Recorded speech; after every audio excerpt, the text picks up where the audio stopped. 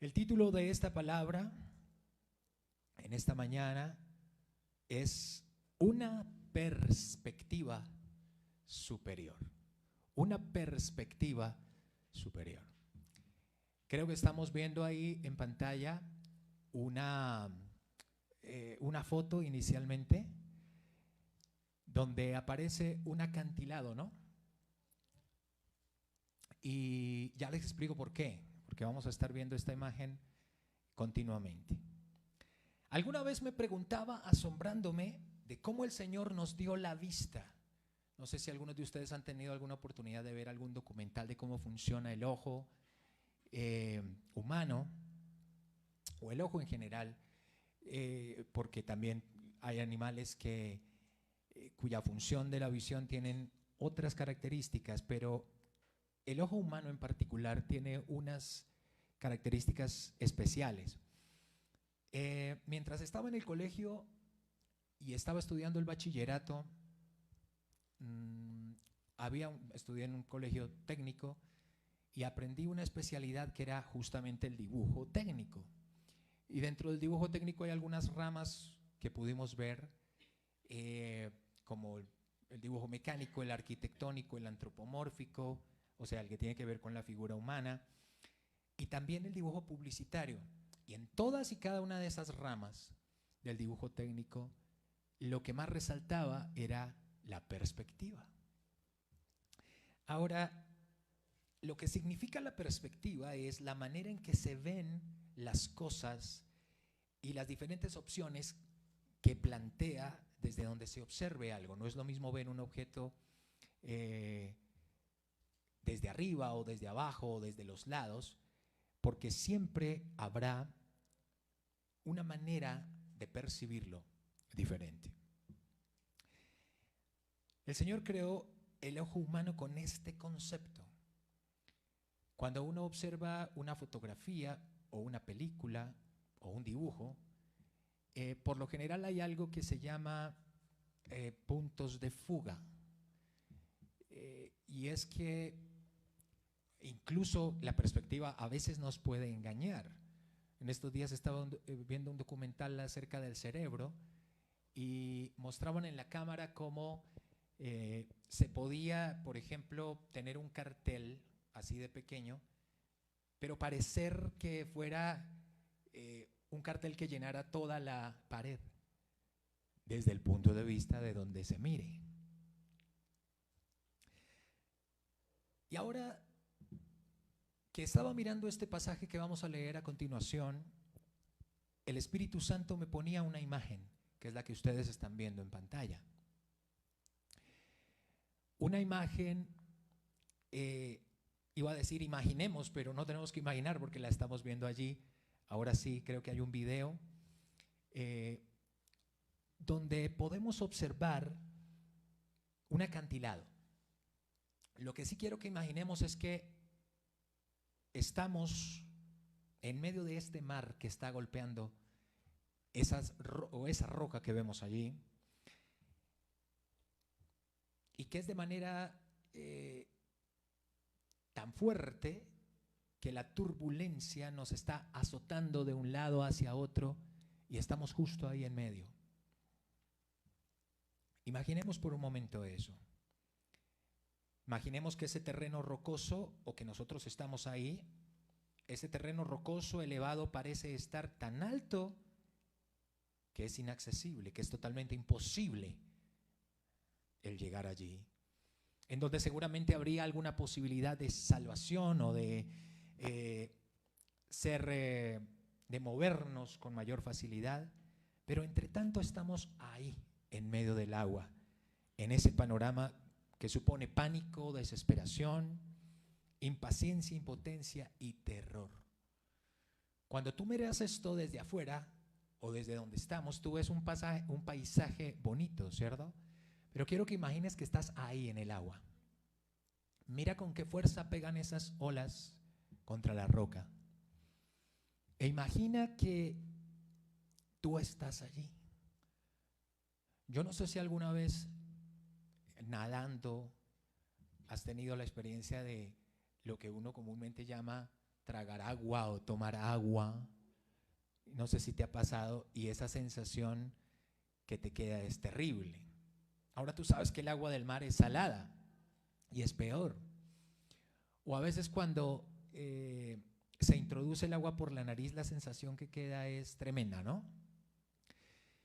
Quiero que imagines eso por unos momentos porque vamos a ir al Salmo, al libro de los Salmos, capítulo 61, y vamos a leer los versículos 1 al 4, pero nos vamos a enfocar en el 1 y 2 principalmente. Salmos capítulo 61, el versículo 1 al 4. Cuando llegues allí dime amén. Y me gusta ver que la gran mayoría de ustedes tiene su Biblia. Los que tienen su Biblia en celular no importa, o en tableta también está bien, pero Salmo 61, no sé si de pronto yo envié mal la información. Es Salmo 61 y los versículos 1 al 4. Fue mío el error de pronto. No miren a Gustavo, por favor, fue mío. Es el Salmo 61, capítulo 61 y versículos 1 al 4. Bueno, por un numerito ahí nos desfasamos, pero no es mucho, gracias al Señor. Oye, oh Dios, mi clamor, a mi oración atiende. Desde el cabo de la tierra clamaré a ti cuando mi corazón desmayare. Llévame a la roca que es más alta que yo. Porque tú has sido mi refugio y torre fuerte delante del enemigo. Verso 4. Yo habitaré en tu tabernáculo para siempre. Estaré seguro bajo la cubierta de tus alas. Me gustaría que volviéramos a leer el 1 y el 2 nuevamente. Oye, oh Dios, mi clamor. A mi oración atiende. Desde el cabo de la tierra clamaré a ti cuando mi corazón desmayare. Llévame a la roca que es más alta que yo. Decía que, entre paréntesis, que me agrada mucho ver que la iglesia utilice la Biblia en físico, no porque haya algún agüero o algún problema si la utilizas en el celular o en algún dispositivo electrónico adicional, pero tener la Biblia en físico es una gran ventaja para poder memorizar los libros, para todavía recordar lo que es algo, un libro en físico, pues, porque hoy en día todo es electrónico. Entonces esto es agradable. Qué bueno es conocer la palabra de Dios. El Espíritu Santo me llevaba a pensar en la imagen de este acantilado, porque es muy probable que el rey David, quien escribió este salmo, ahora él no escribió todos los salmos, pero escribió gran parte de ellos, entre esos y aquí dice, o lo que acabamos de leer, nos muestra que al parecer él estaba en una situación como la que les dije que imaginaran, en medio de ese mar,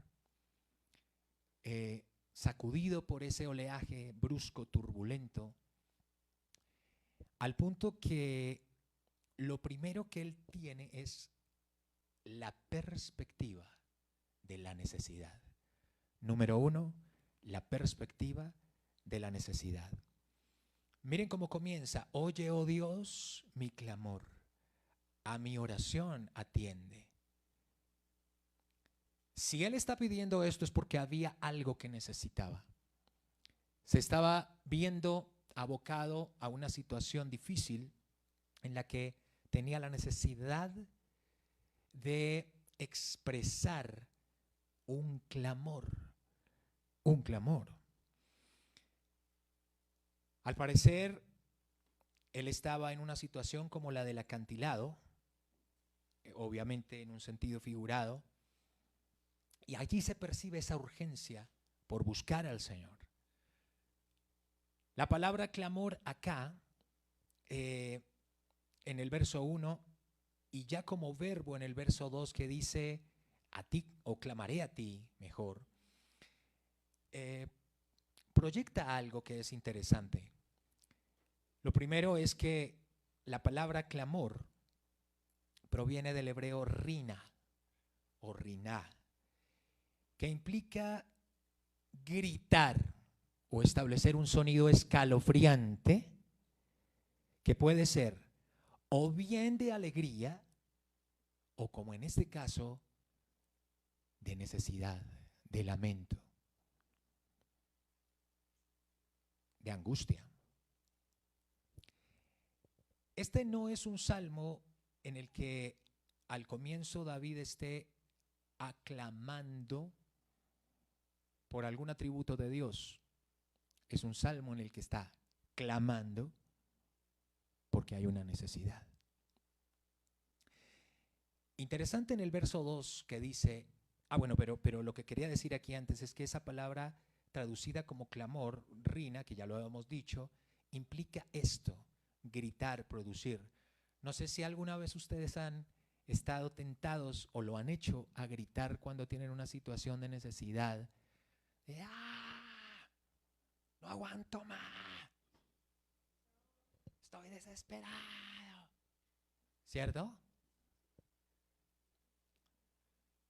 De hecho, estaba observando el otro día, gracias a Dios no utilizó nada más que el grito, a un futbolista en un partido de fútbol que, como se dice coloquialmente, botó el gol o se comió el gol y hizo esta expresión, era como la cuarta vez que intentaba y no podía hacer el gol. No utilizó grosería en esa ocasión, pero me vino a la mente cuando estaba mirando la escritura, porque a veces es tanto esa necesidad que tenemos.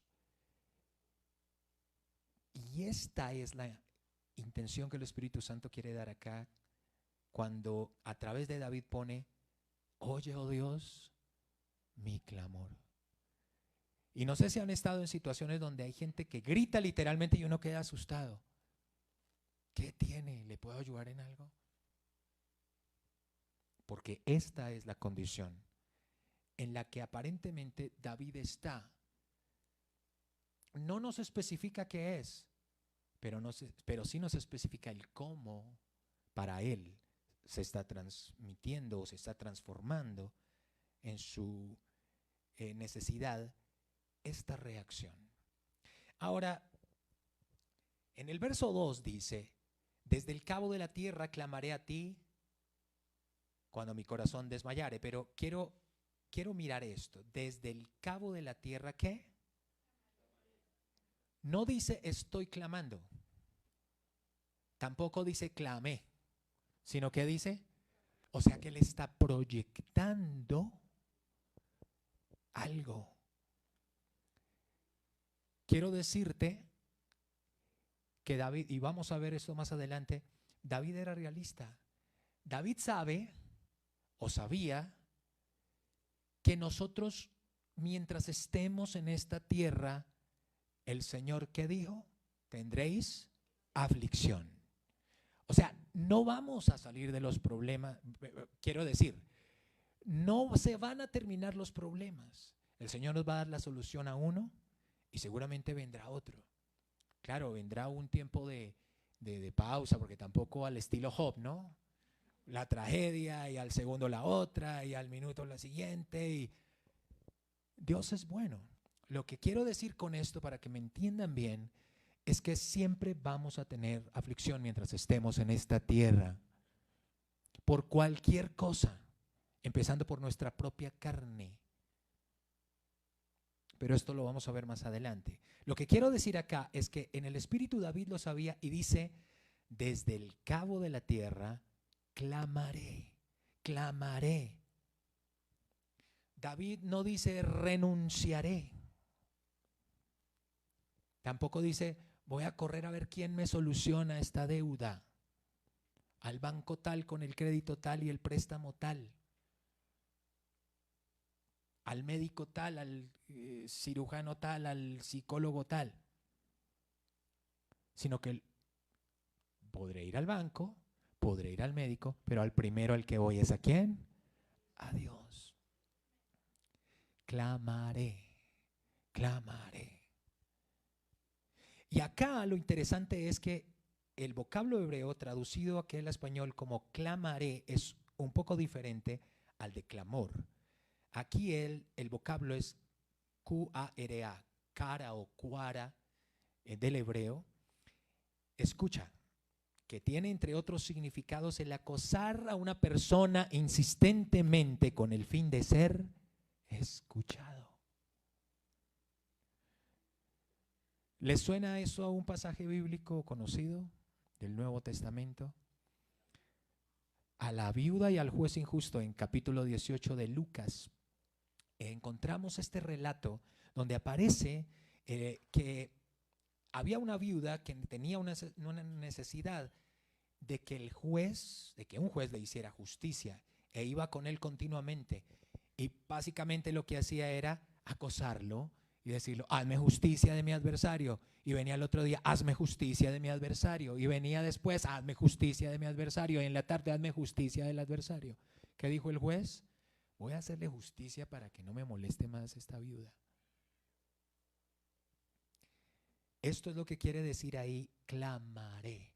O sea, no una sola vez, sino que perseveraré, persistiré, porque hay que una perspectiva de la necesidad. O sea, lo que uno ve, imagínate en el video que estábamos viendo antes, imagínate que nos encontráramos ahí y a continuación comenzáramos a mirar, si pudiéramos mirar a algún lado, si pudiéramos pensar, ¿qué veríamos?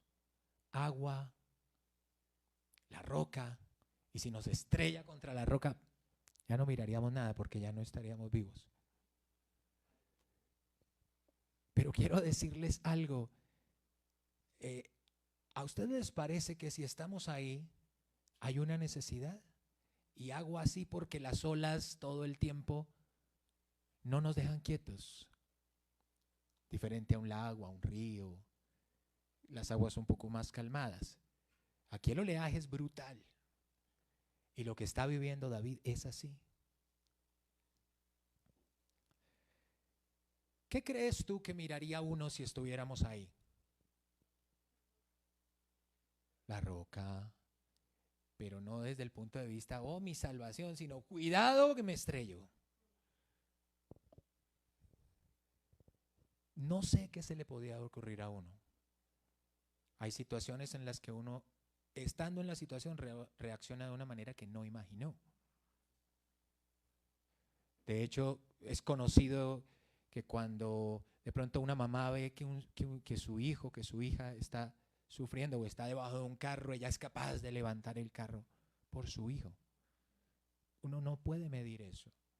No sabemos estando en la misma situación que sucederá, pero sabemos que alguna vez estaremos en la situación.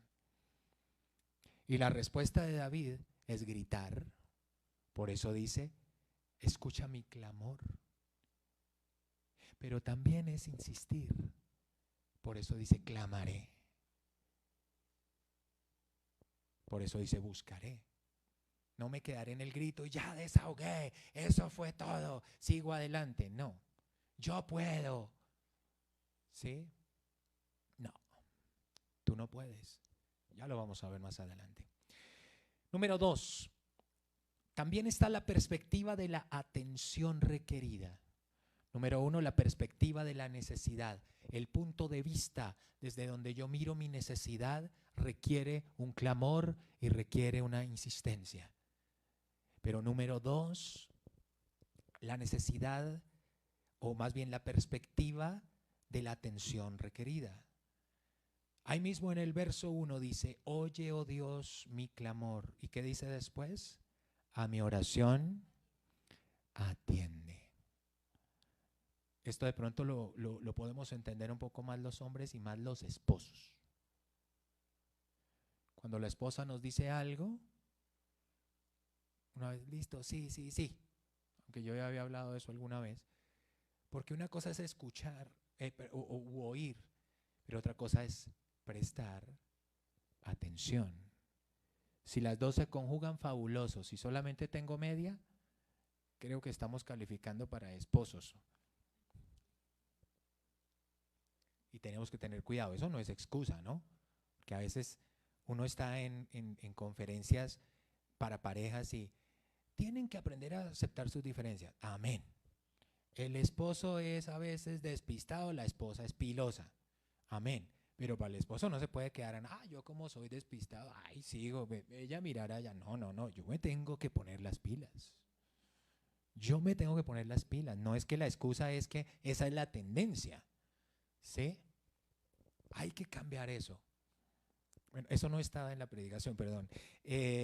Pero solo quiero decirles, pero quiero decirles lo siguiente. La perspectiva de la atención requerida es que David le está diciendo al Señor, a mi oración atiende.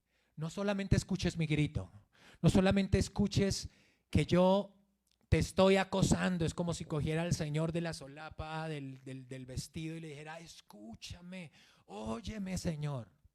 Eso es lo que acabamos de ver. Pero acá le está diciendo, no solo necesito eso, necesito que atiendas mi oración. En el Salmo 121:1, que también escribió David, dice, alzaré mis ojos, ¿a dónde? Alzaré, alzaré. Ahora, cuando tú estás clamando, entiéndase lo que ya vimos, gritando, y dos, acosando, en el sentido de perseverar. ¿Dónde está tu mirada? Hacia arriba. Y David dice, alzaré mis ojos a los montes. ¿De dónde vendrá mi socorro? El Salmo 123:1-2, bueno, no se especifica que lo escribió David, pero dice, a ti alcé mis ojos, a ti que habitas en los cielos. He aquí como los ojos de los siervos miran a la mano de sus señores, y como los ojos de la sierva a la mano de su señora, así nuestros ojos miran a Jehová nuestro Dios, hasta que tenga misericordia de nosotros. ¿Hacia dónde? Mira lo que dice acá, dice, a ti alcé mis ojos, hacia arriba. Como los siervos miran a los ojos, o a la mano de sus señores, perdón, para ver qué le van a dar. Así mis ojos se alzan a ti, para que me bendigas. Entonces la perspectiva de la atención requerida de parte de Dios a nuestro clamor debe ser con esa mirada atenta a Él, para que Él también esté atento a nosotros.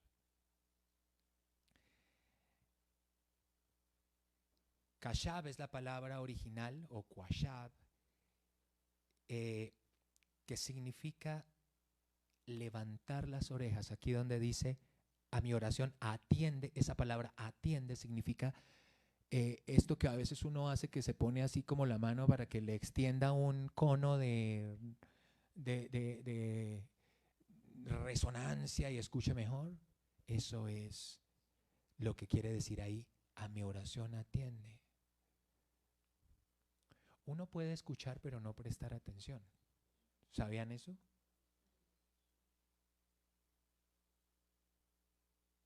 Y si no, ¿por qué tenemos que llevar cuaderno a la universidad o a la iglesia, los que toman apuntes? O tenemos que tener discos duros, USB, celular, ¿dónde anotar?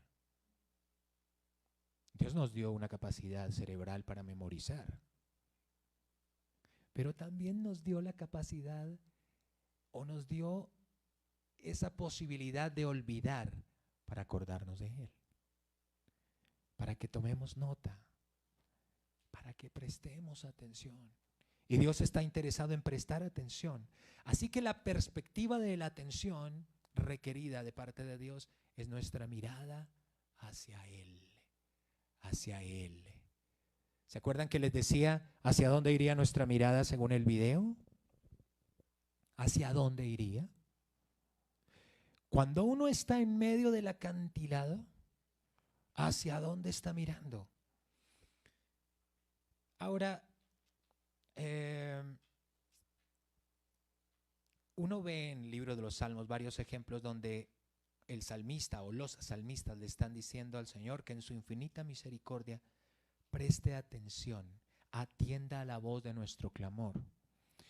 De hecho, creo que es el Salmo 5 que alguna vez hay una canción o se hizo una canción, no recuerdo en este momento el cantante, no sé si es Alejandro Alonso, bueno, el apellido creo que es Alonso, y dice así, tal cual como lo dice el Salmo: escucha, Señor, mi oración, considera mi pensamiento. Eso es lo que dice el Salmo. Atiende a la voz de mi clamor. Ahora yo me pregunto, no sé si la han escuchado, ya me di cuenta que tú sí la has escuchado. Los que llevamos ya un tiempito en el Señor la veníamos escuchando en la emisora y todas estas cosas. Hoy en día ya está todo más en redes, pero se las recomiendo. Y se las recomiendo es porque, ¿por qué no podríamos preguntarnos si le dice, escucha la voz de mi clamor, y por qué le tiene que reforzar, atiende a la voz de mi clamor o de mi súplica o de mi ruego? Ahora, ¿será que Dios no escucha? ¿Será que Dios le queda grande, perdóname la expresión, atender? No. ¿Sabes qué sucede? Que a veces el atender depende de nosotros. Porque a veces no estamos tan bien con el Señor. A veces no le estamos buscando como debiéramos. A veces en medio de las olas es más fácil pedir que nos lancen un flotador o lanzar con una pistola de señales una bengala. Pero no al Señor. Es decir, tenemos que entender que sin Cristo nada podemos hacer. En Juan 15:5 dice el Señor que sin Él nada podemos hacer. ¿Cómo vamos a salir de las dificultades sin Dios? ¿Cómo tendremos la solución a nuestras necesidades sin la intervención o la dirección que solo Él puede darnos? ¿Cómo pasaremos al otro lado de nuestros conflictos y tormentas si no es Él quien está por nosotros? Pero también qué importante es pedirle al Señor que sea propicio a nosotros, como lo hizo el publicano en la parábola que protagoniza con el fariseo, también en el mismo Lucas 18. Cada vez que nos acercamos a Él debemos pedirle que nos limpie de toda maldad, que si hay algo en nosotros que deba ser limpiado, corregido, de lo que tengamos que arrepentirnos, es importante hacerlo, mis hermanos, porque ustedes saben por qué el Señor nos compara con ovejas entre otros muchos animales, porque las ovejas son las más parecidas a nosotros. Son las ovejas que todos los días toca estar pendiente de su aseo. Uno ve un gato y el gato mismo se asea, ¿no? ¿Sí? O ve algunos animales como el perro que va a hacer su necesidad y a veces no deja ahí la cosa, sino la tapa, y eso es algo que Dios puso. Pero uno ve las ovejas y antes ve, la otra va a tomar del mismo abrevadero y le ensucia así para que no tome. ¿Sí? La otra se va a acercar a donde ella está bebiendo y la cabecea allá para que no se meta, esto es mío. ¿Sí? Vayan un día aquí a las afueritas en la sabana de Bogotá, donde vean ovejitas y se van a dar cuenta de un tiempito ahí de observación. Y es cuando uno entiende que el Señor nos llamó ovejas por algo. Las envidias, los recelos, todo el tiempo tenemos que estar limpiándonos de esas cosas. Limpiándonos. Dice en Hebreos que corramos la carrera con paciencia, la carrera de la fe en el Señor. Pero dice que la corramos sin peso del pecado. que nos asedia. Entonces, nosotros podemos tener la perspectiva de la atención requerida cuando verdaderamente vengamos a la presencia del Señor y digamos: a mi oración atiende, pero atiende con todo el paquete, con que me examines cómo está mi corazón. Porque si yo puedo estar gritando y pidiendo algo que no es la voluntad de Dios.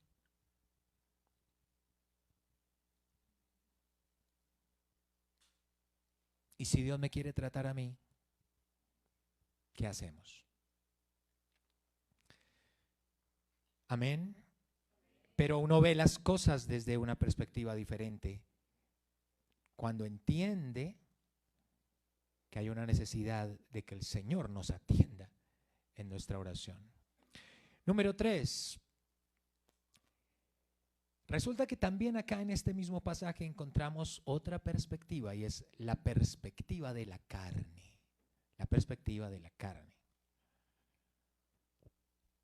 Bueno, y cuando hablo de la carne, según la Biblia, hablamos de las obras que nos alejan de Dios. Dice la palabra que las obras de la carne son mentiras, fornicación, impureza, lascivia, borrachera, bueno, todas obras de la carne. Y después dice: pero el fruto del Espíritu es amor, gozo, paz, paciencia, benignidad, bondad, fe, mansedumbre y templanza. Contra tales cosas no hay ley. Entonces, dentro de la perspectiva de la carne, ¿ustedes creen? ¿Qué creen que uno ve? Esta es la perspectiva más propensa allí en medio de ese mar, en medio de esa turbulencia que está viendo uno. Lo más parecido a su carne. Ahora, ¿por qué quiero decir esto? Porque volviendo a nuestro cuadro inicial, imaginemos que ese mar turbulento en aquel acantilado que seguramente estamos viendo ahí en un video ahora, representa nuestros problemas, dificultades, tentaciones con las que nos enfrentamos a diario. Y solo vemos olas y olas de pecado alrededor nuestro que nos llevan de aquí para allá, y todo lo que vemos a nivel de ese mar es que ya no damos más con este problema, es que nos hundimos, pensamos que ya todo se acabó. De hecho, he escuchado alguna vez que cuando una persona se ahoga o cuando ya no ve nada, deja de luchar, nada por hacer. O en algún incendio o en algunas cosas. A veces nosotros en nuestra vida renunciamos renunciamos a cosas que Dios tiene para nosotros porque lo vemos desde la carne, porque lo vemos desde el mar, a nivel del mar. Verso 2: desde el cabo de la tierra clamaré a ti. ¿Cuándo qué? Cuando mi corazón, ¿qué dice? Desmayaré. Esa es la perspectiva de la carne. Ahora, algo que me gusta siempre de David es que David no era religioso para nada, era espiritual. Pero lo espiritual no le quitaba a David ver las cosas desde el punto de vista humano. O sea, David entendía que si se encontraba en una dificultad como estas, o que si nos vemos en una situación como la que estábamos viendo en video hace unos momentos,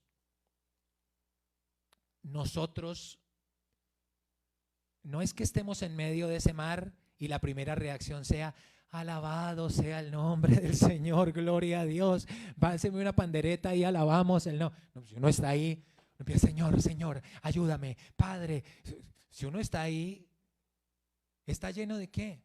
De angustia, de miedo, de terror.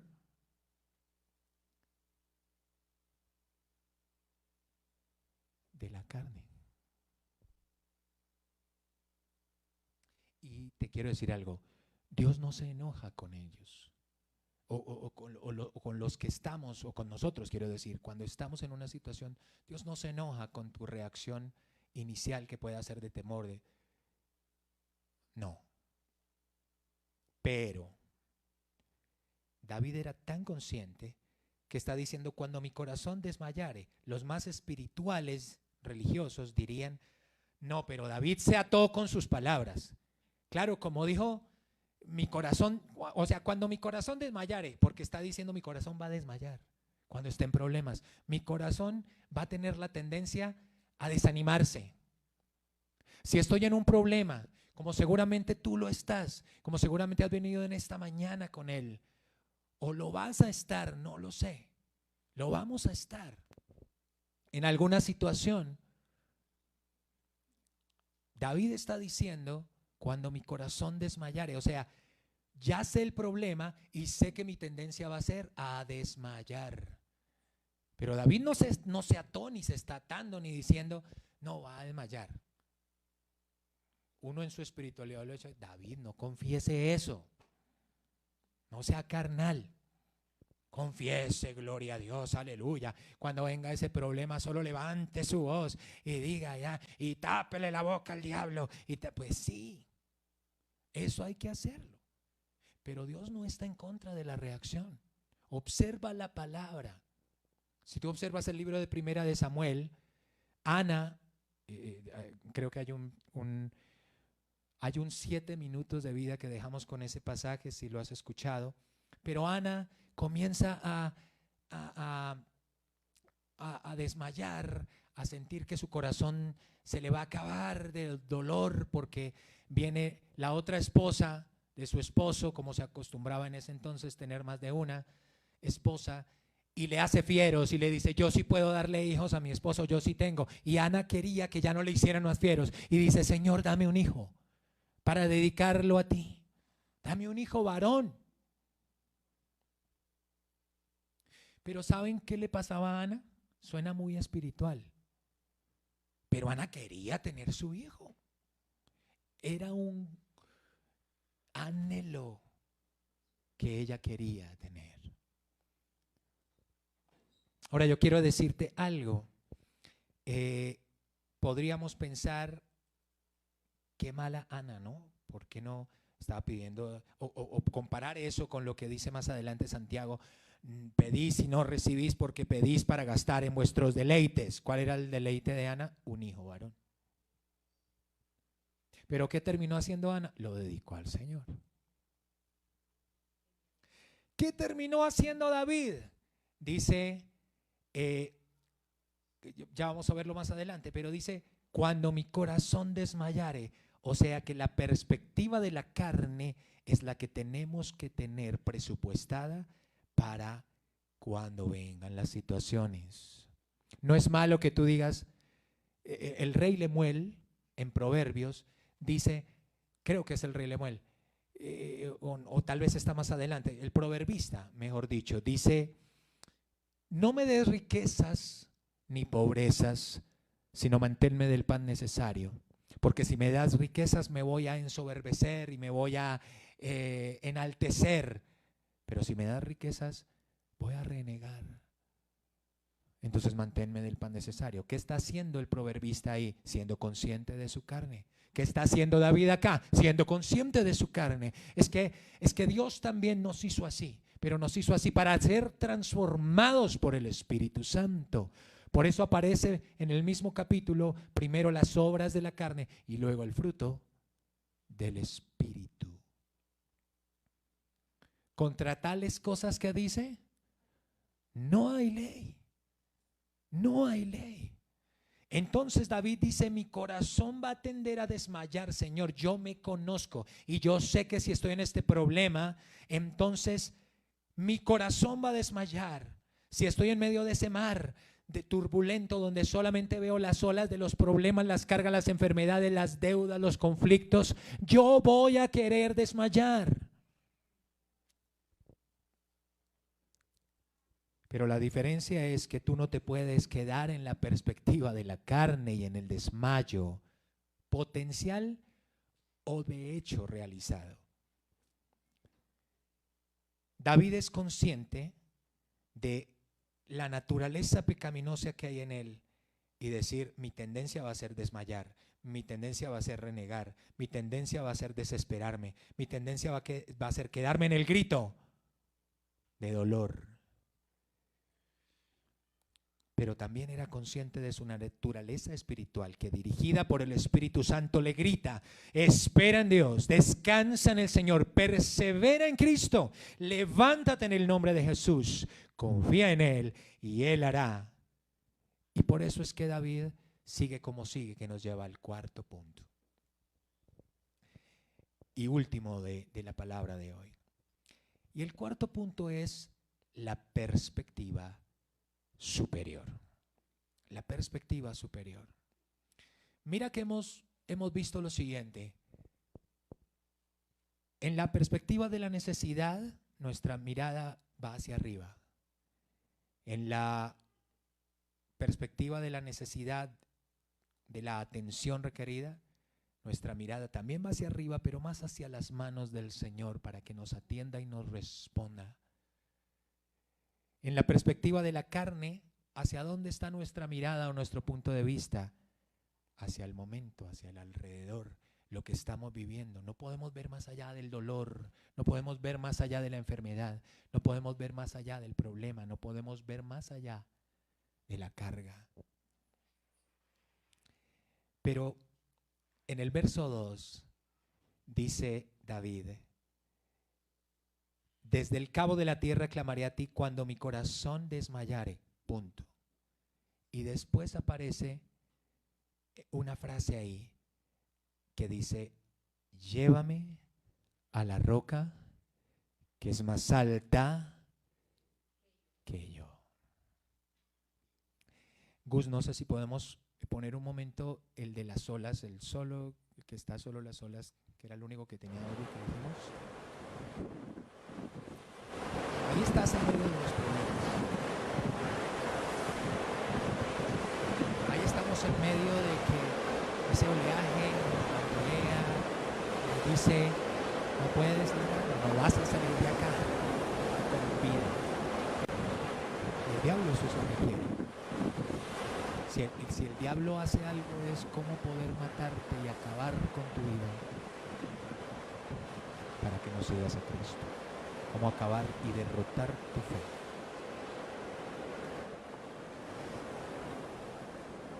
Gracias, Dios. Pero el salmista dice acá, David dice: llévame a la roca que es más alta. Por eso él también es consciente de que está su carne cuando mi corazón desmayare, pero también está su espíritu.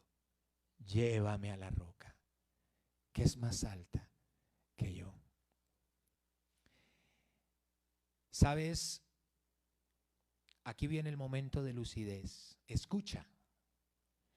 La lucidez solo se produce como resultado del clamor, la perspectiva de la necesidad, y de la oración al único y sabio Dios, que nos puede dar lo que necesitamos, dar la solución, responder a la petición en medio de la situación. Llévame a la roca que es más alta. Ahora, aquí quisiera rescatar esa palabra llévame, que es del hebreo nashach, nashach, que implica, escucha bien, guiar, transportar, ya voy a hablar de ese transportar, encaminar, conducir o pastorear. Cuando David está diciendo llévame, le está diciendo: Señor, guíame, Señor, encamíname, Señor, condúceme, Señor, pastoréame, Señor, transpórtame. Eso quiere decir transpórtame.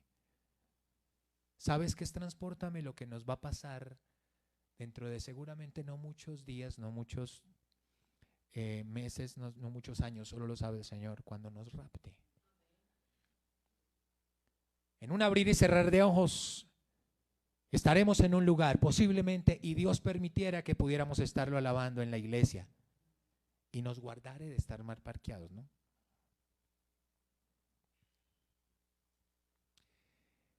En Hechos, creo que es capítulo 8, aparece un episodio donde Felipe es guiado por el Espíritu Santo a compartirle a un etíope eunuco que no conocía del Señor, le comparte del Señor, lo bautiza y después de eso dice la Biblia que fue llevado por el Espíritu Santo y apareció en otro lado predicando.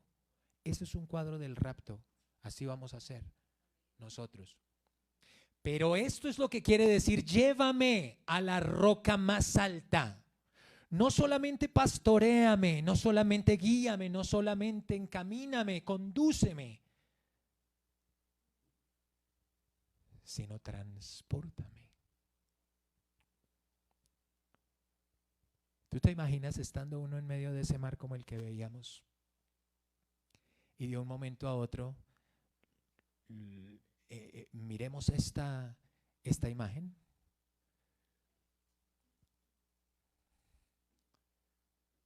¿Tú te imaginas donde en medio de esa turbulencia, donde solo vemos los problemas, o donde solo mirábamos arriba a ver quién nos socorría, ahora el Señor nos está transportando arriba? No sé cuál es esta imagen, si es donde aparece un barquito. Miremos la otra. Gracias, Gus. ¿Cómo se ve ese barquito? Ni se ve todavía porque ya casi.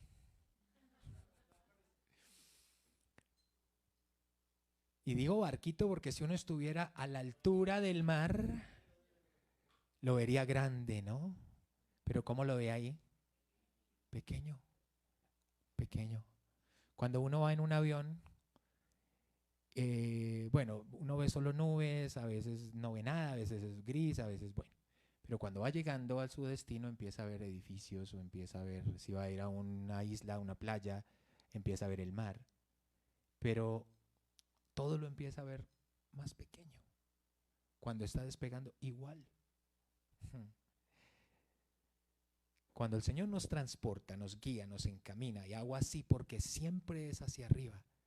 En primera de Juan capítulo 7, verso 5, si no estoy mal, dice que 3 son los que dan testimonio en el cielo: el Padre, el Verbo, refiriéndose al Hijo que es Jesús, y el Espíritu Santo.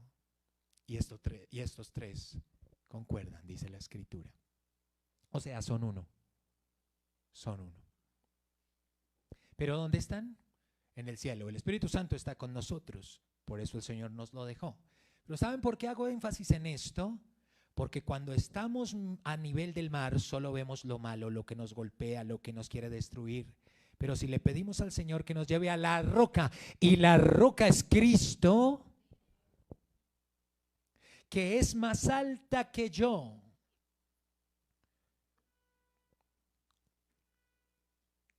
Que es más alta que yo. En el primer video que veíamos, ni siquiera vemos la cumbre de la piedra. No la vemos. No hay posibilidad, y eso que nosotros la estamos mirando desde otra perspectiva. Imagínense que estuviéramos dentro del agua en ese momento, en ese cuadro. No veríamos absolutamente nada. Pero quiero decirles algo. Si el Señor nos lleva a la roca que es Cristo y le pedimos que nos saque de ese mar, que nos lleve al terreno rocoso y alto, allí donde no hay tempestad ni marejada, allí donde no hay nada que nos pueda afectar, entonces tendremos la perspectiva del Padre, del Hijo y del Espíritu Santo. Y si en el momento en que están los problemas tú tienes la perspectiva de la carne, todo lo ves negativo, no voy a salir de acá, no voy a volver a tener otra oportunidad, cuando te va levantando el Señor, como en el último video, se ve un barquito así. Y cuando tú empiezas a tener la perspectiva dices, ¿ese era el problema? ¿Esa era mi enfermedad? ¿Esa era mi carga? ¿Esa era la acusación que el enemigo estaba haciendo por mi pecado?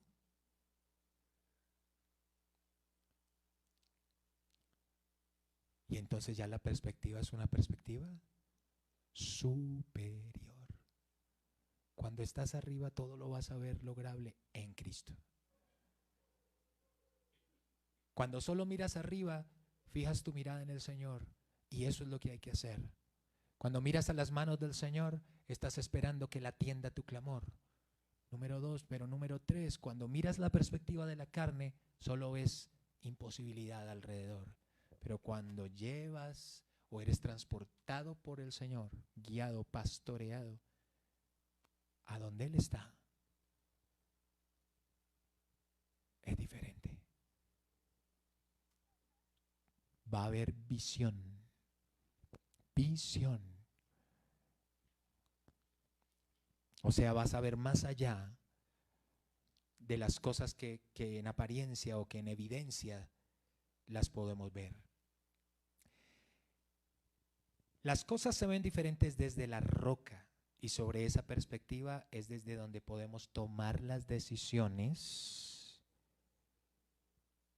o tomar acciones en cualquier circunstancia, porque veremos las cosas como Jesucristo las ve. Entonces mira lo que pasa cuando es llevado a la roca que es más alta. Verso 3. Pero tú has sido mi refugio y torre fuerte delante del enemigo. Yo habitaré en tu tabernáculo para siempre. Estaré seguro bajo la cubierta de tus alas. Allí ya no habla de desmayar. Habla y recuerda que el Señor es su refugio, su torre fuerte. Recuerda la calidez de estar bajo la protección de Dios y la realidad de habitar en su presencia para siempre.